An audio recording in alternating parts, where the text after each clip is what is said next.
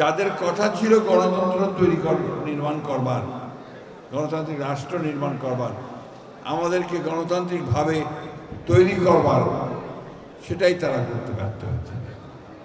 সেটা শুধু ব্যর্থ হননি, তা না করতে উল্টোটা করেছে, একটা একদলীয় শাসন ব্যবস্থা চাপিয়ে দিয়েছে।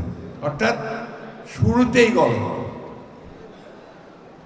এবং যে কথাটা আমি সবসময় আমার কাছে মনে হয় যে বাংলাদেশে তো গণতন্ত্রের চর্চাই হয় না, ওই জিয়াউর রহমান সাহেবের কয়েকটা বছর ছাড়া।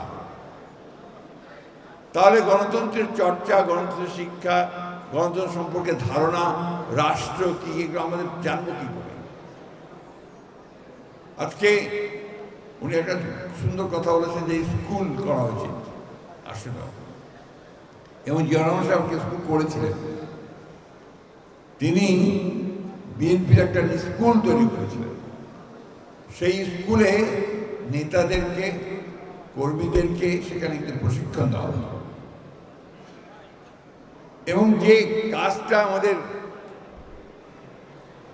ভারপ্রাপ্ত চেয়ারম্যান, যিনি এখন আমাদের সামনের দিকে নতুন করে স্বপ্ন দেখাচ্ছেন, নতুন করে বাংলাদেশ তৈরি করবার জন্য দিনরাত পরিশ্রম করছেন, তিনি যে কাজগুলো করবেন, সে কাজগুলি ইমপ্লিমেন্ট করবেন, যাদেরকে দিয়ে বাস্তবায়িত করবেন, তারা যদি শিক্ষিত না হয়, তারা যদি প্রশিক্ষিত না হয়, সেই কাজটা সম্পর্কে যদি ধারণা না থাকে, তাহলে সেই কাজটা তো হবে না।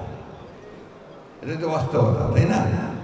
তো সেই কারণেই আমি বক্তব্য না আবারই শুধু এটুকু বলতে চাই যে আমরা একদিন আরেকটা যুদ্ধ করেছি, আরেকটা এখন যুদ্ধ হচ্ছে আমাদের নিজেদেরকে তৈরি করবার।